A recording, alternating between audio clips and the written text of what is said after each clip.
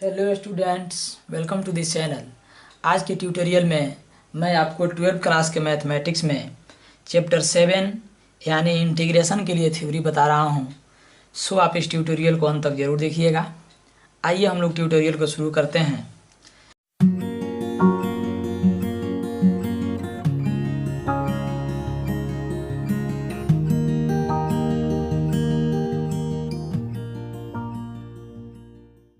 तो इसमें हमें सबसे पहले समझना है इंटीग्रेशन क्या है।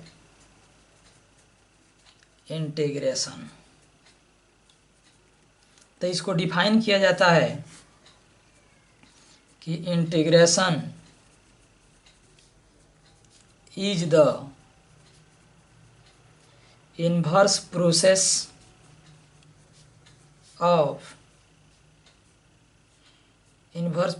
ऑफ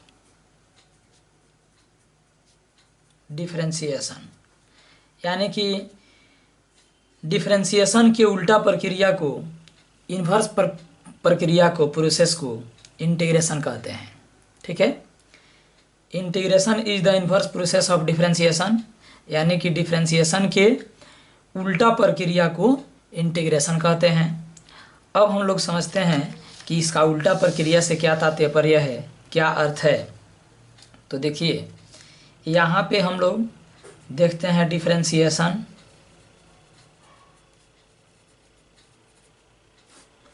और यहाँ देखेंगे इंटीग्रेशन। ठीक है,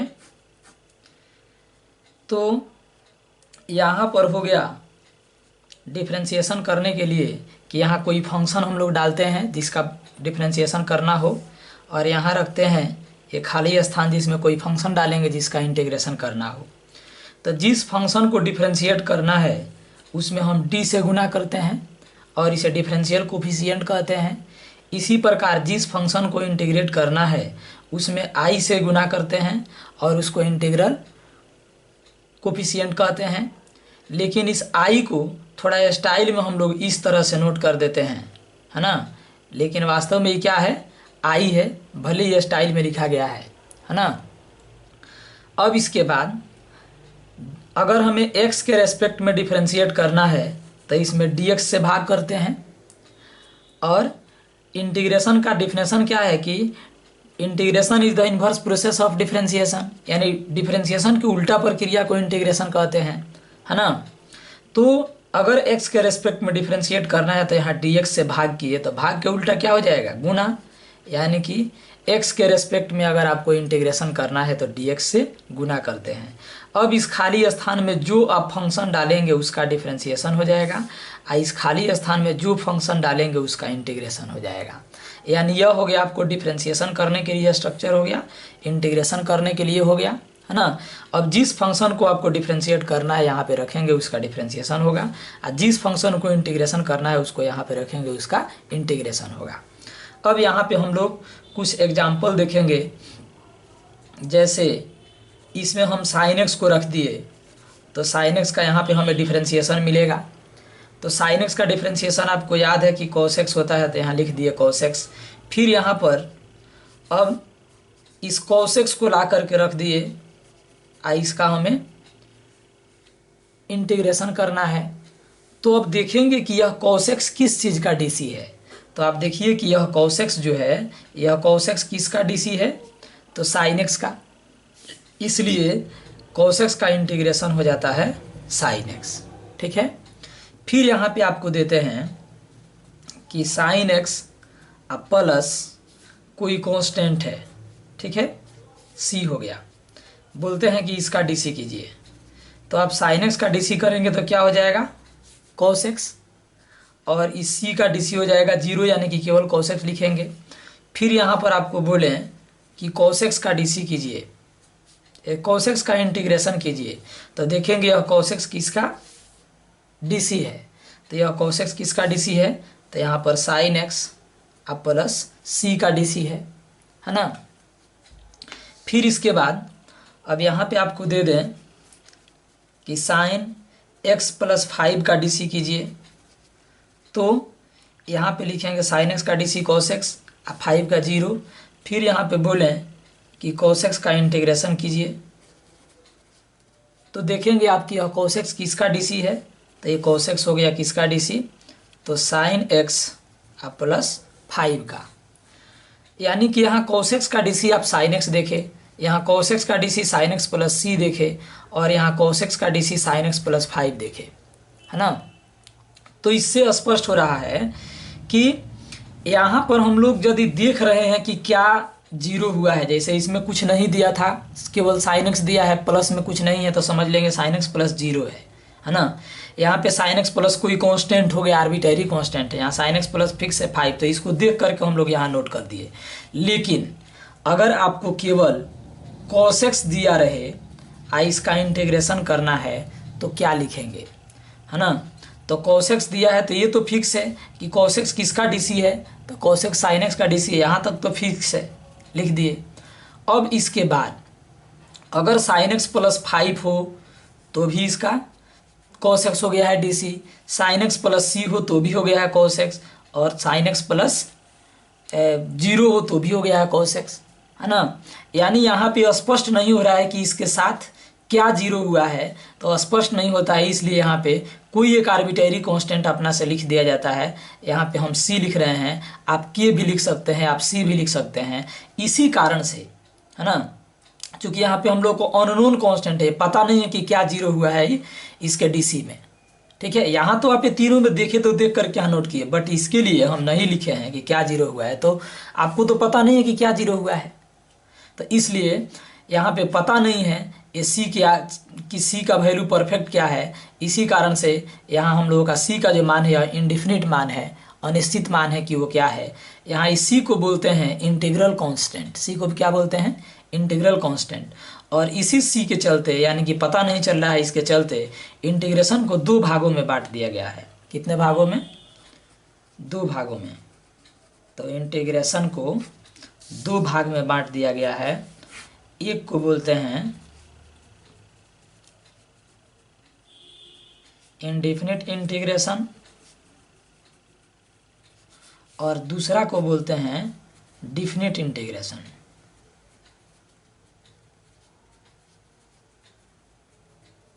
ठीक है। तो इंडेफिनिट इंटीग्रेशन और डिफिनिट इंटीग्रेशन, इसको हम लोग बोलते हैं अनिश्चित समाकलन, अनिश्चित समाकलन, इसको बोलते हैं निश्चित समाकलन, ठीक है। यानी जिसमें हम लोगों को क्या जीरो हुआ है वो पता चल जाएगा, है ना, वो हो जाएगा हम लोगों को डिफिनिट के श्रेणी में आएगा, और नहीं पता चलेगा क्या जीरो हुआ है वो इनडिफिनिट के श्रेणी में आएगा।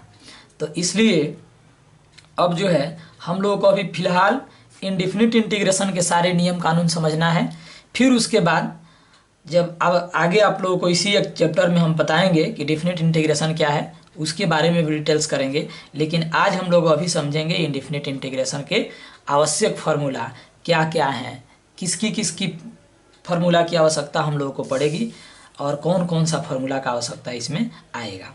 तो चलिए यहाँ पर हम लोग नोट करते हैं डिफरेंशिएशन,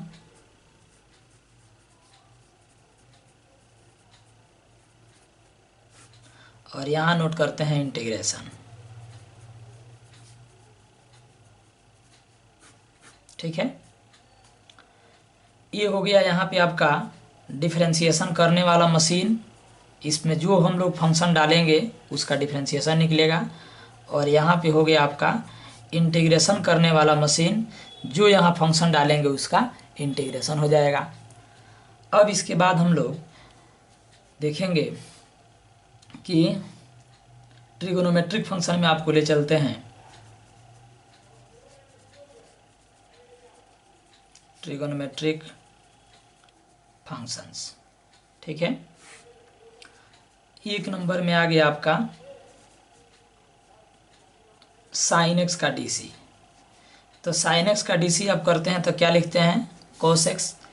तो यहाँ पर आपको 1 नंबर में याद रखना है ना, कि कोस एक्स का इंटीग्रेशन क्या होगा। तो कोस एक्स किसका डीसी है, साइन एक्स का, तो इसलिए इसका इंटीग्रेशन हो जाएगा साइन एक्स प्लस सी। यानी कि हम लोग को इंडेफिनिट में ही काम करना है कि सीधे वहाँ पे हम लोग इंटीग्रेशन जैसे समाप्त हुआ वहाँ पे सी जोड़ देना है, ठीक है। और डेफिनिट इंटीग्रेशन की पहचान क्या है, तो डेफिनिट इंटीग्रेशन में आपको पहचान इस तरह से होता है, आगे आपको हम वो सब बताएंगे। जैसे इंडेफिनिट में हो गया, यहाँ पे केवल आपको दे दिया गया है इंटीग्रेशन का चिन्ह एफ एक्स और डी एक्स, ये इंडेफिनिट हो गया। और डिफिनिट में आपको दिया रहेगा इंटीग्रेशन का चिन्ह एफ एक्स डी एक्स, लेकिन यहाँ दिया रहेगा ए से बी, यानी पता रहेगा कहाँ से कहाँ तक इंटीग्रेशन करना है, ठीक है। तो जब ये नहीं दिया रहेगा, यहाँ पे नहीं दिया हुआ है, तो ये इनडिफिनिट है, और ये दिया रहेगा लिमिट, तो डिफिनिट होता है। तो डिफिनिट हम लोग को आगे पढ़ना है, अभी इनडिफिनिट पढ़ना है। तो बस एक चीज़ इसमें ध्यान रखेंगे कि किसी भी चीज़ का इंटीग्रेशन करेंगे इनडिफिनिट में, तो वहाँ पे हम लोग कोई कांस्टेंट सी जोड़ देना है या की जोड़ देना है, कोई भी कांस्टेंट यहाँ पे आप जोड़ देंगे जो इसमें शामिल नहीं हो, ठीक है। अब इसके बाद 2 नंबर में हम लोग देखते हैं कि माइनस कोस एक्स का डीसी क्या होता है। तो माइनस तो हो जाएगा आपका बाहर, और कोस एक्स का डीसी हो जाता है माइनस साइन एक्स। इसलिए यहाँ 2 नंबर में याद रखेंगे कि साइन एक्स का इंटीग्रेशन हमें करना है, तो देखना है कि साइन एक्स किसका डीसी है, तो माइनस कोस एक्स का। इसलिए साइन एक्स का इंटीग्रेशन हो जाता है माइनस कोस एक्स अब प्लस सी। यहाँ पे माइनस कहाँ से लगा दिए हम लोग, ये तो कोस एक्स का डीसी किसका है, तो साइन एक्स का, तो साइन एक्स प्लस सी। और यहाँ देखेंगे साइन एक्स किसका डीसी है, माइनस कोस एक्स का, तो ये हो गया आपका minus cos x plus C, ठीक है। अब इसके बाद 3 नंबर में हम लोग देखेंगे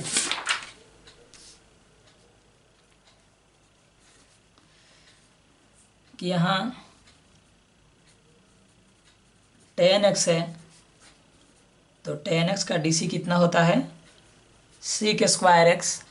इसलिए आपसे कहा जाएगा कि sec स्क्वायर एक्स का इंटीग्रेशन कीजिए, तो देखना है sec स्क्वायर एक्स किसका डीसी है, tan x का, तो इसलिए यहाँ पे नोट करेंगे tan x अब प्लस सी। फिर इसके बाद 4 नंबर में, तो 4 नंबर में हो गया आपका माइनस कोट एक्स। तो माइनस कोट एक्स का आपको डीसी करना है, तो माइनस तो हो जाएगा बाहर, और कोट एक्स का क्या होता है माइनस कोसेक स्क्वायर एक्स, यानी प्लस हो गया। तो यहाँ पे 4 नंबर में अगर आपसे कहा जाए कि कोसेक स्क्वायर एक्स का इंटीग्रेशन कीजिए, तो आपको देखना है कि कोसेक स्क्वायर एक्स किसका डीसी है, माइनस कोट एक्स का, तो इसलिए यहाँ पे नोट करेंगे माइनस कोट एक्स और प्लस सी। फिर इसके बाद 5 नंबर में सेक एक्स का आपको डीसी करना है, तो ये हो जाता है sec x into tan x.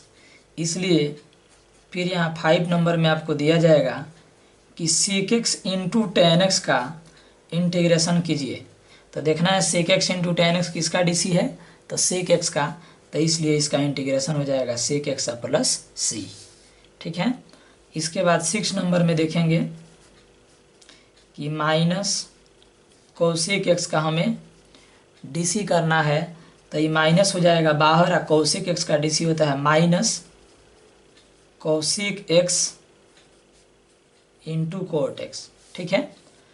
तो यहाँ पे हो जाएगा आपका 6 नंबर में आपको इंटीग्रेशन में दिया जाएगा कि cosec x into cot x का इंटीग्रेशन कीजिए, तो आपको देखना है cosec x into cot x किसका डीसी है, तो cosec x into cot x हो गया माइनस कोसेक एक्स का डीसी है, तो यहाँ लिख देंगे minus cosec x plus constant, ठीक है। अब इसके बाद हम लोग इन्वर्स फंक्शन की ओर बढ़ेंगे। इन्वर्स फंक्शंस, ठीक है। अब इसमें आ गया आपका first of all sign inverse x का डीसी, तो साइन इन्वर्स एक्स का डीसी होता है 1/√(1 माइनस एक्स स्क्वायर। तो इसलिए यहाँ पे आपको दिया जाएगा कि 1/√(1 माइनस एक्स स्क्वायर का इंटीग्रेशन निकालिए, तो आपको देखना है 1/√(1 माइनस एक्स स्क्वायर किसका डीसी है, तो साइन इन्वर्स एक्स का, तो इसलिए इसका वैल्यू हो जाएगा sign inverse x plus C, ठीक है। सी तो सब में आपको जोड़ना है। सेकेंड नंबर में देखेंगे माइनस कोस इन्वर्स एक्स, इसका डीसी करना है, तो ये माइनस हो गया बाहर। और कॉस इनवर्स एक्स का डीसी होता है माइनस, तो ये प्लस हो जाएगा 1/√1 माइनस एक्स स्क्वायर। फिर यहाँ पे आपको 1/√1 माइनस एक्स स्क्वायर dx है। तो देखना ये किसका डीसी है, तो देखिए तो ये किसका डीसी है, तो minus cos inverse x plus C का। अब यहाँ पे आप देख रहे हैं कि साइन इनवर्स एक्स का DC 1/√1 minus x square minus cos inverse x का डीसी 1/√1 माइनस एक्स स्क्वायर। यहाँ पे 1/√1 माइनस एक्स स्क्वायर का इंटीग्रेशन आपको sine inverse x plus C है, या इसी का इंटीग्रेशन आपको minus cos inverse x plus C है। यानी कि फॉर्मूला में ही आपको देखिए कि एक ही चीज़ का दो दो फॉर्मूले हो रहे हैं, है ना। इसी कारण से इंडेफिनिट इंटीग्रेशन में जब भी क्वेश्चन बनाया जाता है तो उसमें आंसर मिलाने के चक्कर में नहीं पड़ा जाता है। इसलिए कि जितने विधि से आप इंटीग्रेशन करेंगे अलग अलग प्रकार से, उतना ही आपको इंडेफिनिट में आंसर आता है, जबकि डिफिनिट में ऐसा नहीं होता है। डिफिनिट में सेम आंसर आता है। और क्या है, चूँकि यहाँ देख रहे हैं कि एक ही चीज़ है, एक ही फंक्शन है, इसके दो दो फॉर्मूला हैं, तो कोई बच्चा 1/√1 माइनस एक्स स्क्वायर के स्थान पे sine inverse x plus C लिखे वो भी सही है, और minus cos inverse x plus C लिखे वो भी सही है ना। लेकिन आंसर अगर आप लोग मिलाते हैं, बुक में बनाते हैं आंसर मिलाते हैं, तो आंसर में सभी जगह जो है दो गो अगर आंसर है, तीन ठो आंसर है, तो तीनों तो इसमें नहीं देगा, कोई एक ही देगा। तो उसमें आपको ये समझना होगा कि आपका जो क्वेश्चन के अनुसार चले, आप थ्योरी के अनुसार चले, तो आप इसमें जो भी दोनों में से कुछ भी लिखे तो सही है। अगर आंसर मिलाना चाहते हैं तो पहले से आपको आंसर तो याद नहीं है ना। तो इसलिए आपको जो है अपने बनाने में संतुष्ट रहना है कि हम बना रहे हैं, फार्मूला सही इस्तेमाल कर रहे हैं, इसमें गलती नहीं है तो आपका सही है। हाँ, आप इसको जांच कर सकते हैं कि आपका आंसर सही है कि गलत है। इसलिए जैसे आंसर आपको पता नहीं है, आप इसको इंटीग्रेट किए इतना आया, तो इसको डिफ्रेंसिएशन करने पर इतना अगर आ जाएगा तो समझ लीजिए कि आपका आंसर सही है, यानी कि इंटीग्रेशन आप सही निकाले हैं। आगे बढ़ते हैं 3 नंबर में। तो ये हो गया आपका tan इनवर्स एक्स। तो tan इनवर्स एक्स का डीसी हो जाता है 1/1 प्लस एक्स स्क्वायर। तो इधर जो है tan इनवर्स एक्स का इंटीग्रेशन करें तो देखेंगे, tan इनवर्स एक्स नोट कर दिए, सॉरी, यहाँ पे 1/1 प्लस एक्स स्क्वायर का इंटीग्रेशन करें तो देखेंगे किसका डीसी है, तो tan इनवर्स एक्स का। तो यहाँ नोट करेंगे tan इनवर्स एक्स प्लस सी। फिर इसके बाद 4 नंबर में तो माइनस कोट इनवर्स एक्स का हम लोग डीसी करें तो ये माइनस हो जाएगा हम लोगों का बाहर, और कोट इनवर्स एक्स का डीसी होता है -1/, तो ये प्लस हो जाएगा -1/1 प्लस एक्स स्क्वायर। फिर यहाँ पे 1/1 प्लस एक्स स्क्वायर, इसका आपको इंटीग्रेशन करना है तो देखेंगे कि इसका डीसी है, तो minus cot inverse x plus C. ठीक है, तो यहाँ पर आप सेम देख रहे हैं कि देखिए 1/1 प्लस एक्स स्क्वायर का integration tan inverse x plus C है, और 1/1 प्लस एक्स स्क्वायर का integration minus cot inverse C है, cot inverse x plus C है। तो इसमें आप दोनों में से कोई भी फार्मूला इस्तेमाल कर सकते हैं, लेकिन 99% केस में हमेशा प्लस वाला ही फार्मूला यूज किया जाता है। ठीक है, इसके बाद 5 नंबर में देखेंगे कि सेक इनवर्स एक्स का डीसी। तो सेक इनवर्स एक्स का डीसी होता है 1/x √x² -1। तो फिर यहाँ पे आपको 6 नंबर में 1/x √x² -1 का दिया जाए इंटीग्रेशन करने के लिए, तो देखेंगे यह किसका डीसी है, तो यह किसका डीसी है, तो सेक इनवर्स एक्स का। तो यहाँ नोट करेंगे सेक इनवर्स एक्स प्लस सी। और इसका 6 नंबर में कि माइनस कोसेक इनवर्स एक्स का डीसी आप करते हैं तो माइनस बाहर है, कोसेक इनवर्स एक्स का -1/, है ना, x √x² -1। तो इसलिए यहाँ पे आपका जो है 4 नंबर है, 5 नंबर, 6 नंबर, तो 1/x √x² -1 इंटू dx। तो ये हो जाता है आपका, देखेंगे किसका डीसी है, तो ये किसका डीसी है बाबू, तो ये हो गया आपका minus cosec inverse x plus C का। तो इसलिए इसका आंसर हो जाता है minus cosec inverse x plus C. ठीक है, अब इसके बाद हम लोग अब इधर आते हैं आपके एक्सपोनेंशियल फंक्शन की तरफ बढ़ें।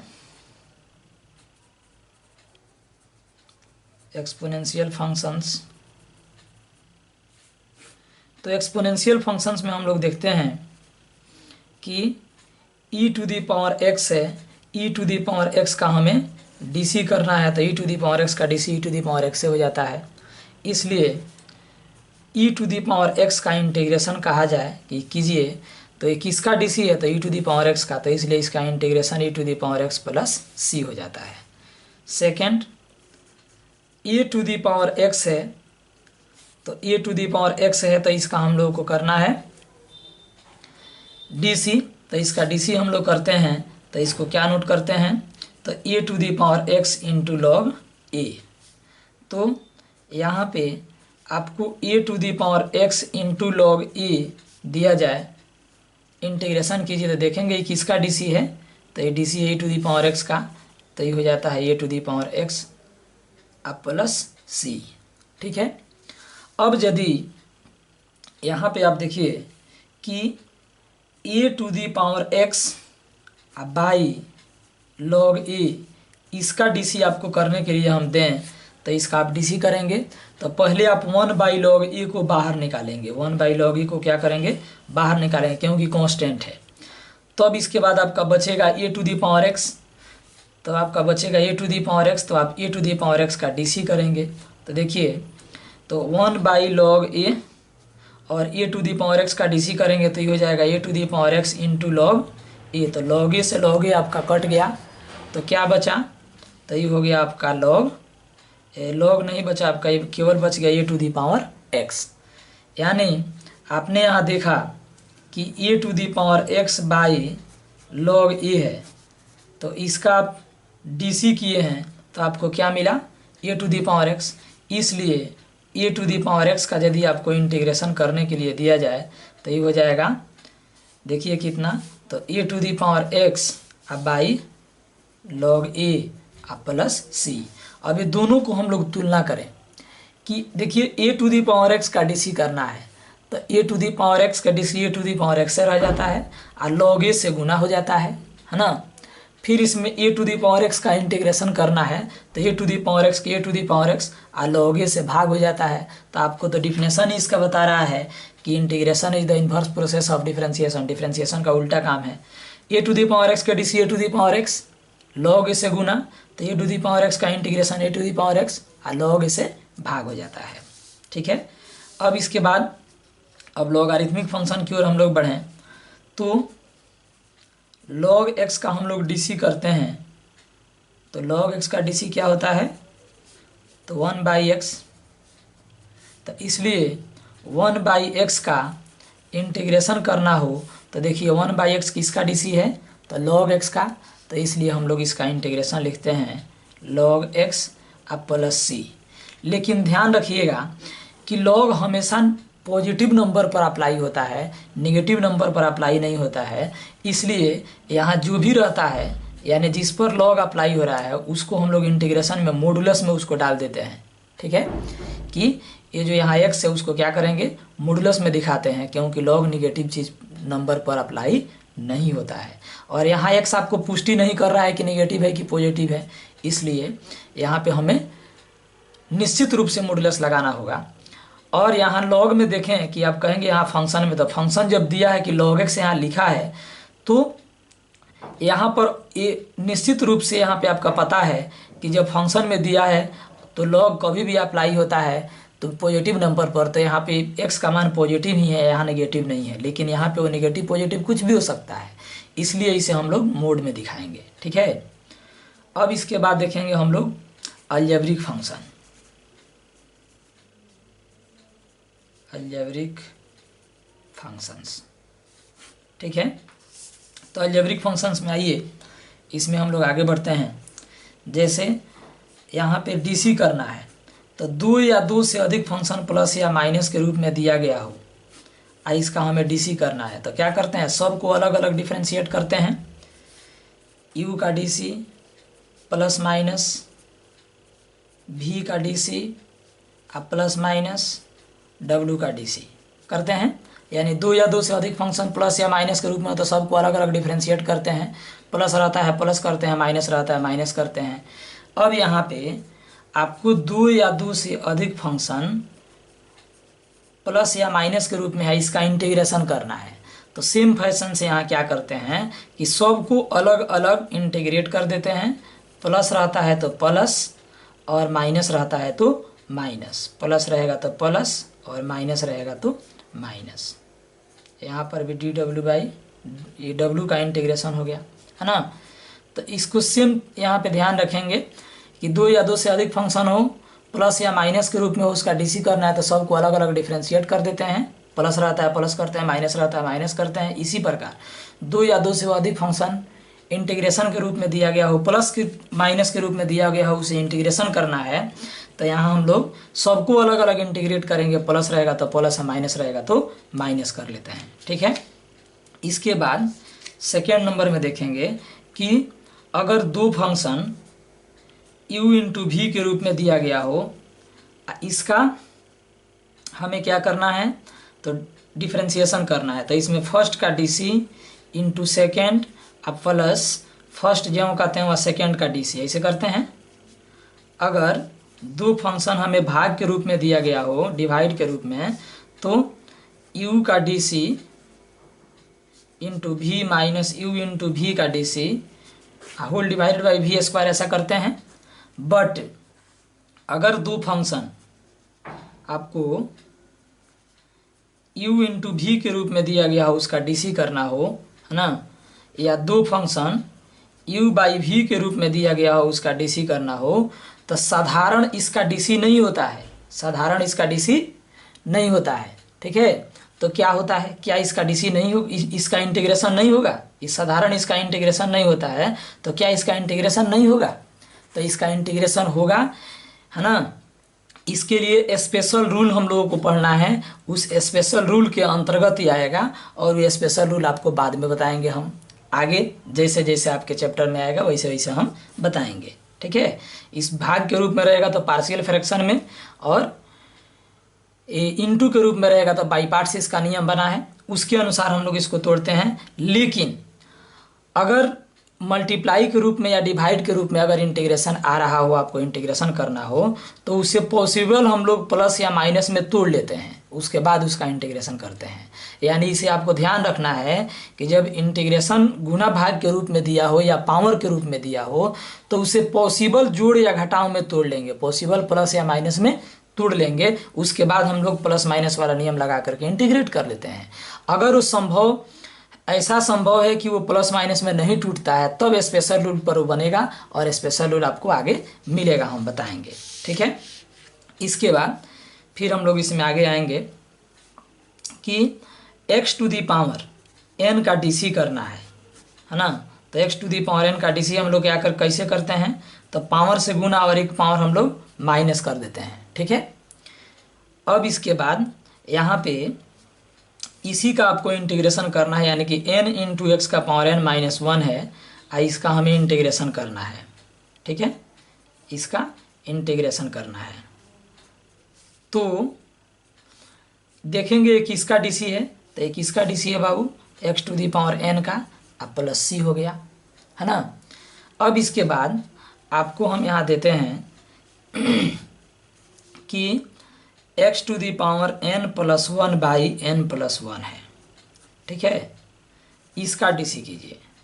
तो यहाँ पर सबसे पहले आप 1 बाई n प्लस 1 को बाहर करेंगे, क्योंकि ये कांस्टेंट है, तब आपका यहाँ बच जाएगा x का पावर n प्लस 1, है ना।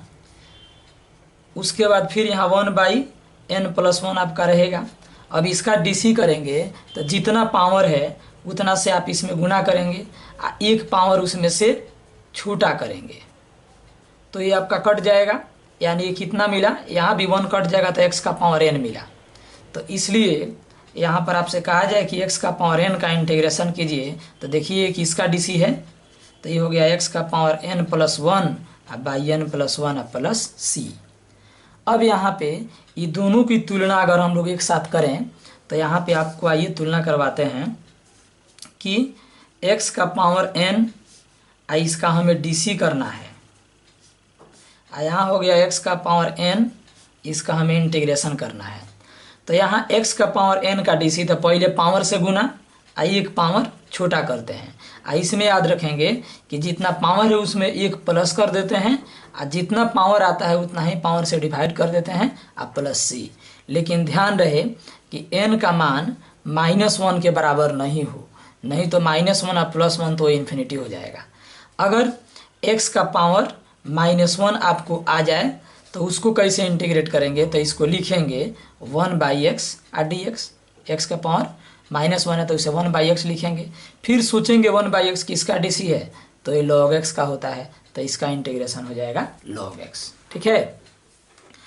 अब इसके बाद हम लोग देखेंगे कि यहाँ आपका कोई कांस्टेंट है इनटू यहाँ कोई फंक्शन है।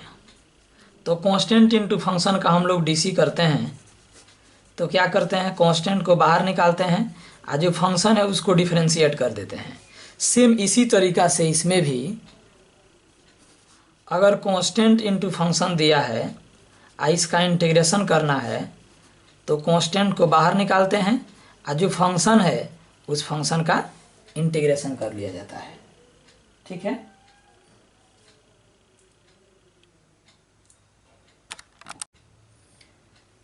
फिर इसके बाद अब नेक्स्ट देखेंगे कि जैसे x है तो x का DC हम लोग करते हैं, तो x का DC करते हैं तो x का DC क्या होता है, तो x का DC 1 हो जाता है ना।